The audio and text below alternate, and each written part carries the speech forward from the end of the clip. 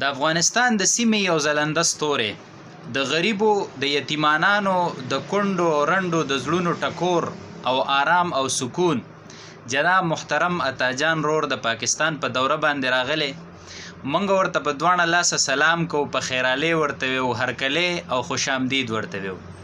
د افغانستان خلکو خصوصا ډیر خوش قسمته چې داسې بهترینه نمونه په تاسو کې الله پیدا کړی ده، او بیا عموما ټول پښتانه خوش قسمته دي چې دومره یو زبردست انسان چې په دنیا کې د پښتنو نوم روښانه کو، په دنیا کې هر چاته وښودله چې انساني همدردي څه ته وایي، انساني خدمت څه ته وایي، د الله د مخلوق سهاره جوړېدل څنګه وي، او د غریبو او د یتیمو او د کونډو او د رنډو د اوښکو د وچولو دپاره سهاره څنګه ګرځي انسان.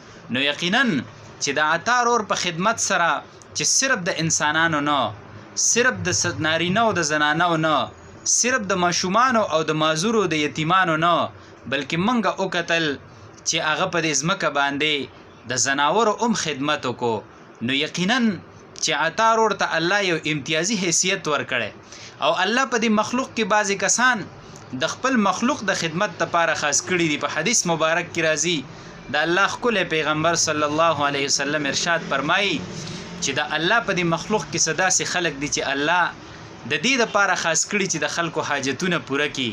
او بیا فرمایي اولئک الآمنون یوم القیامه، نبی علیہ السلام فرمایي دا خلک دي چې د قیامت په ورځ به د قیامت د سخت نه او د عذاب نه او د الله د غضب او د غصې نه دا خلک سي، دا به په امن کې. سبحان الله. نو یقینا عطا رور ته هغه کمال، هغه اخلاق، هغه لهجه، هغه خدمت خلق د مخلوق هغه ورته الله په بهترینې طریقې سره ورکړی دی.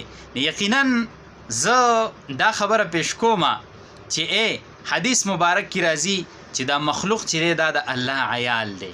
ټیک شوله که نه؟ الخلق عیال الله، دا مخلوق د الله عیال دی. فاحب الخلق الی الله، به الله ته په دې مخلوق کې خوښ او بهترین خلق هغه دی من احسن الی عیاله، څوک چې د الله د مخلوق سره څه کوي، نیکی کوي، بلایی کوي ورسره. نو یقینا د یتیمانو، د کونډو، د غریبو آواز هغه عطا رور دی.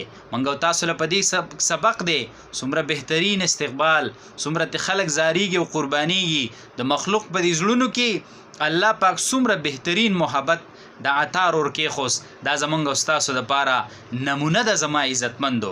منګ او تاسو هم د دې نه سبق والو، د ګاونډ سره، د غریب سره، د یتیم سره د هغه د سختې او د تکلیف په ټیم کې د هغه سهاره جوړه شو. یقینا عطا روره ټول پښتانه په تا باندې فخر کوي، او پښتو خو یو طرف ته که اسلام په تا باندې فخر کوي، فرشتي به په تا باندې فخر کوي.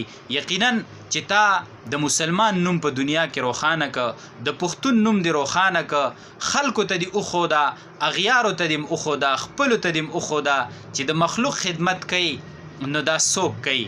او اسلام د مخلوق خدمت لا څومره اهمیت ورکوي، څومره درجه ورکوي. نو منګه تا ته دولاسي سلام کو، او منګه ستا په راتلو باندې د پاکستان په سیمه باندې ستا پاک قدمونه کې خوستو ته موږ ډېر خوشحالی.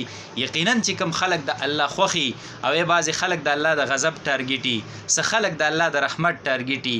د عطا رور په شان خلک دا د الله د رحمت ټارګیټ دی.